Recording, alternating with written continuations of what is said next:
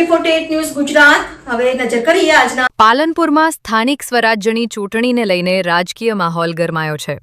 ભાજપ પ્રદેશ પ્રમુખ જગદીશ વિશ્વકર્માની ભવ્ય ચૂંટણી સભા યોજાઈ, જેમાં તેમણે વિકાસના મુદ્દાઓને આગળ ધરી ભાજપને જીતાડવા અપીલ કરી હતી।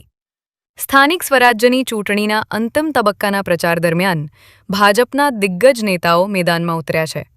પાલનપુરના રામપુરા ચોકડી ખાતે યોજાયેલી સભામાં જગદીશ વિશ્વકર્માએ જણાવ્યું કે ગુજરાતમાં ભાજપ 10,000થી વધુ બેઠકો પર ચૂંટણી લડી રહ્યું છે, જેમાંથી આશરે 700 બેઠકો બિનહરીફ થઈ છે। તેમણે દાવો કર્યો કે રાજ્યભરમાં કોંગ્રેસના કાર્યકરો અને નેતાઓ ભાજપમાં જોડાઈ રહ્યા છે। વિશ્વકર્માએ કોંગ્રેસ પર આક્ષેપ કરતા કહ્યું કે પક્ષ પાસે મજબૂત નેતૃત્વ અને સ્પષ્ટ દિશાનો અભાવ છે, જેના કારણે કાર્યકરોમાં નિરાશા છે।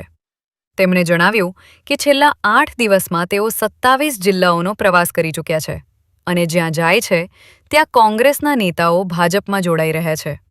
અંતમાં તેમણે અપીલ કરી કે માત્ર પાલનપુર જ નહીં, પરંતુ સમગ્ર બનાસકાંઠા જિલ્લામાં ભાજપને વિજયી બનાવો, જેથી વિકાસની ગતિ વધુ મજબૂત બની શકે।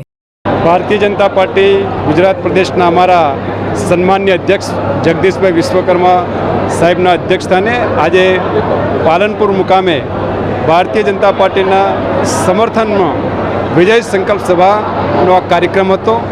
સમગ્ર બનાસકાંઠામાં આ વખતે સ્થાનિક સ્વરાજ્યની ચૂંટણીની અંદર જનતા જનાર્દનનું જબરજસ્ત જન સમર્થન પ્રાપ્ત થઈ રહ્યું છે, જેના કારણે આ વખતે બનાસકાંઠા જિલ્લા પંચાયત, બનાસકાંઠાની 10 તાલુકા પંચાયતો અને બનાસકાંઠાની 3 નગરપાલિકામાં ભારતીય જનતા પાર્ટીનો જલવંત વિજય થશે। AB48 ન્યૂઝ ગુજરાત સાથે જીતુ સોલંકી, બનાસકાંઠા।